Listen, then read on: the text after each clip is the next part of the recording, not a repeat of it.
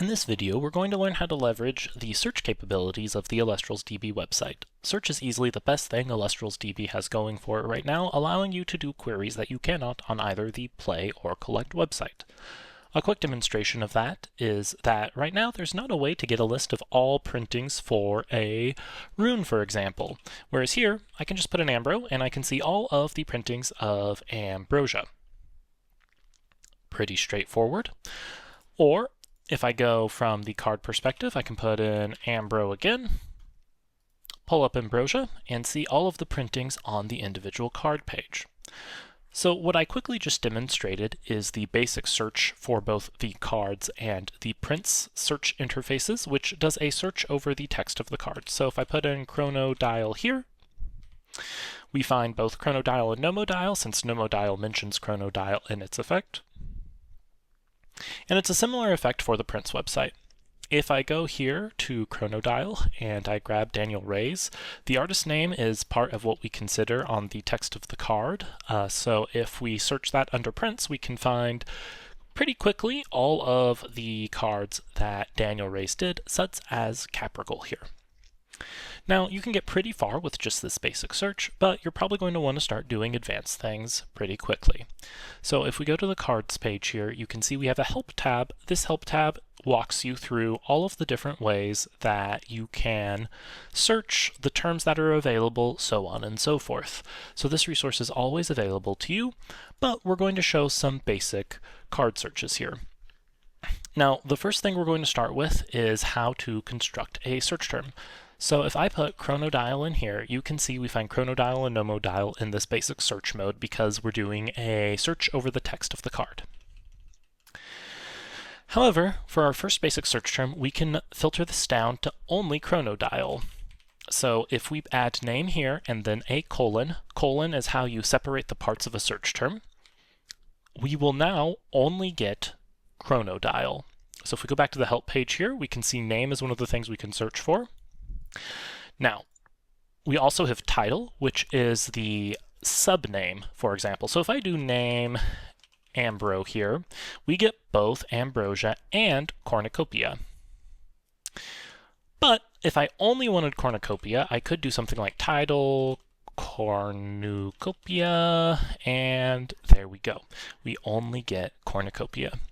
Now, with advanced search interfaces like this, making mistakes can be painful. So what if we do nim here and accidentally drop the A when we're typing it and we do Chronodial?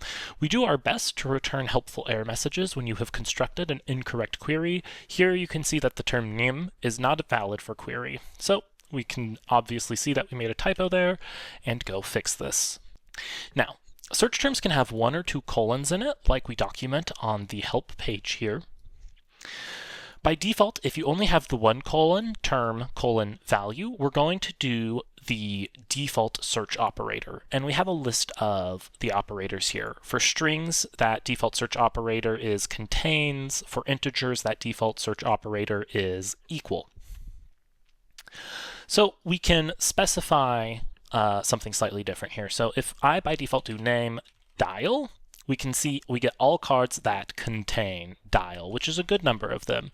If we go ahead and throw an equal in here, we'll see we get nothing back because there is no card exactly named dial. Now, you are probably going to want to do more than just a single search term. For example, let's take a enchantment cost query. Let's do Frost 2. Now when I do Frost 2, you're going to notice something interesting. We don't just get cards who cost exactly 2 Frost, we get any card that has 2 Frost as a part of its enchantment cost. Because what Frost 2 means is we're looking in the enchantment cost for any instances of exactly 2 Frost. So if you wanted to look exactly at cards that have exactly 2 Frost, what you would need to do is say Frost 2 cost 2. The comma that we've added to this query here is essentially a logical AND. We're saying we want both of these conditions to be met for the card we're querying. So in this case, Frost 2 cost 2 says I want every card that has 2 Frost in its enchantment cost and only cost exactly 2 spirits to cast. So now we see all the cards that cost exactly 2. We could also do something like Frost 2, Fire 2, and then instead of the comma here, we can add a pipe. The pipe is a OR operator.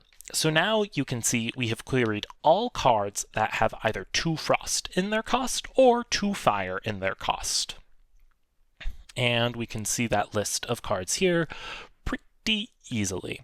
So that is also great. You can also add parentheses around this. So we're going to do one final advanced search here so you can get a flavor of all of the capabilities possible. Let's look up Cedar Soar real quick. Cedar Soar can be special cast with 2 Earth or 2 Frost if it is sent to the Underworld from your deck.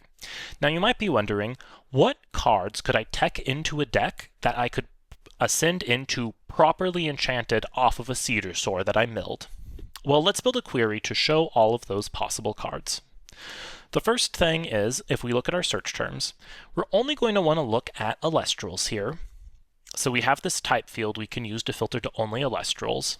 We're going to want to look at 3 drops, so we're going to need that cost here.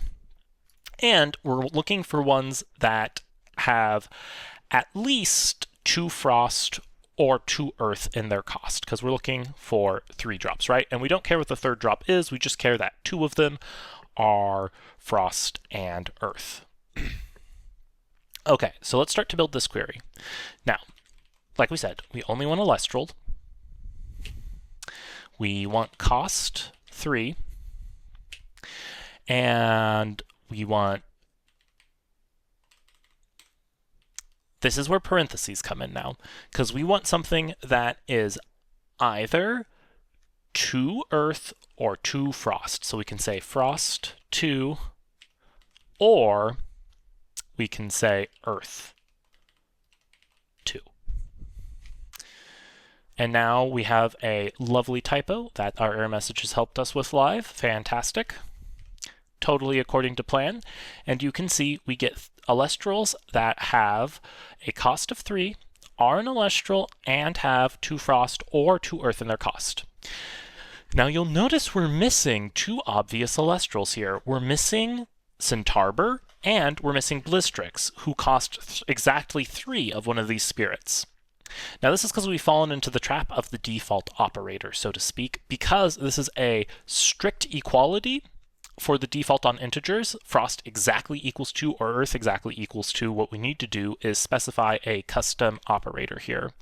So what we're going to say is we're looking for anything that has more than 1 Frost, which is to say 2 or greater. And then we'll do the same for Earth here. We'll say is greater than 1. For the sake of simplicity, we do not have both a greater than, less than, and a greater than or equal to or less than and equal to. So in this case, we're just saying greater than 1 to say 2 or more. So let's run this query, and now you can see we have Glacia Ursa and we have our Centarbor here.